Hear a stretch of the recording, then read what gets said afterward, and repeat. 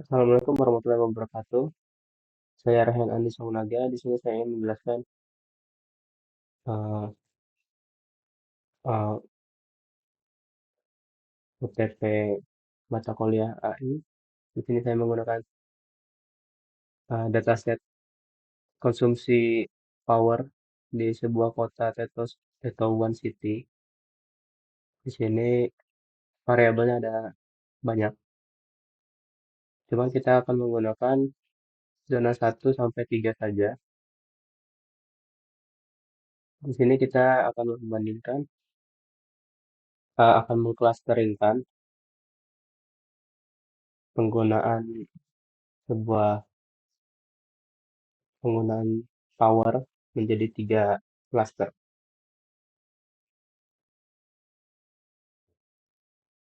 Langsung masuk ke codingannya. Pertama saya import library, lalu ini datasetnya, lalu lanjut ke reprocessing. Di sini saya hanya membuang baris kosong, lalu memilih 3 kolom tadi, zona 1 sampai zona 3, lalu saya normalisasikan.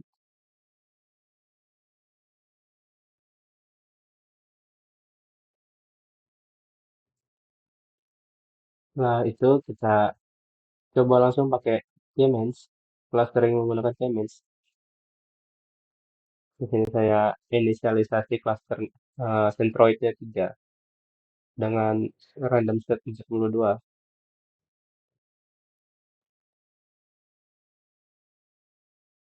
Setelah itu kita evaluasi hasil K-means saja. Di sini saya mendapatkan inersianya 1300, yang dimana ini cukup besar. Lalu siluet skornya 0,4 dan Davis Boulding Indexnya 0,8. Lalu kita akan bandingkan dengan uh, K-means ditambah GA atau Genetic Algorithm. Kita masuk ke Genetic Algorithmnya. Konfigurasinya di sini saya menggunakan 3 centroid juga. Populasinya 10 dan generasinya 20. Dengan mutation rate-nya 0,1. Setelah itu saya inrate individu awal. Lalu saya cari rumus fitness. Rumus itu total jarak titik ke centroid terdekat. Habis itu saya seleksi. Seleksi populasi yang paling kecil jaraknya. Setelah itu, eh, setelah kita pilih, dia akan menjadi parent. Lalu kita crossover, menghasilkan child di sini. Lalu kita mutasiin juga.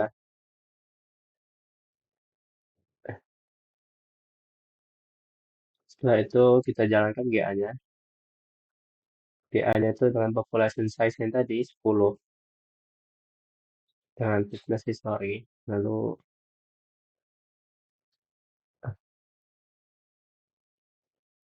akan menghasilkan centroid terbaik. Di sini kita dapat variabel namanya base centroid. Ini isinya adalah centroid yang paling 3 centroid yang paling bagus. Nah, lalu 3 centroid tersebut kita masukin ke K-means tadi. Bedanya di sini dia initnya itu n cluster, sama aja tadi 3 kan. Lalu initnya base centroid, bedanya di sini. Kalau yang K-means tadi dia pakai random secara acak. Kalau yang kalau yang ditambah GA ini dia pakai centroid yang udah dicari tadi. Initnya 1 kali aja karena kita udah pasti.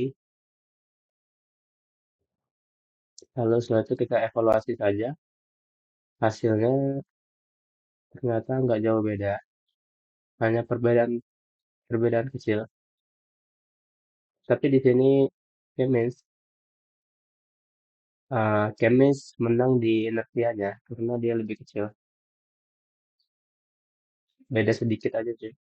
Kalau di Siemens biasa dia 32,2635. Kalau di Siemens plus GA dia 26,2692. Sisanya menang di Siemens plus GA. Sebenarnya nggak beda jauh. Di siluetnya pun dia masih 0,4 juga. Lalu di David Fulden Indexnya masih beda di koma-komanya saja. Inersia sedikit lebih kecil pada kinesis biasa, artinya Central Random berhasil mendekati data dengan jarak total sedikit lebih pendek. Lalu Siluet Score dan Baby Index lebih baik pada Siemens plus GA, artinya cluster yang dihasilkan oleh GA lebih rapi dan terpisah antar clusternya. Lalu kita masuk visualisasi aja, visualisasi perbandingan. Nah, yang sebelah kiri ini dia Siemens biasa, lalu yang sebelah kanan ini Siemens pakai optimisasi GA.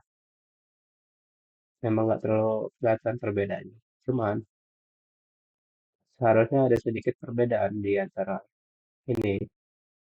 Chemist ini harusnya dia lebih rapi. Cuman memang tidak terlihat aja karena saking kecilnya perbedaan.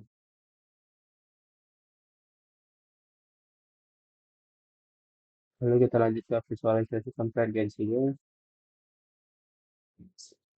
Di sini menunjukkan kalau fitnessnya itu berhasil diturunin. Dari generasi ke nol dia berada di 13.500. Lalu pada generasi ke sebelum 2,5 pun dia sudah turun drastis. Lalu setelah itu dia stabil, walaupun di sini agak agak turun sedikit lalu naik sedikit, tapi ini sudah mulai stabil. Artinya kesimpulannya genetik algoritma berhasil menurunkan nilai fitness secara signifikan dalam beberapa generasi pertama. Hal ini menunjukkan bahwa algoritma mampu dengan cepat menemukan solusi yang lebih baik dibandingkan inisiasi awal. Lalu setelah beberapa generasi nilai fitness cenderung stabil yang menandakan bahwa proses telah mencapai titik konvergensi dan tidak ada peningkatan signifikan pada generasi berikutnya. Dengan demikian, algoritma telah berhasil mengoptimasi solusi secara efektif dalam jumlah generasi yang relatif sedikit.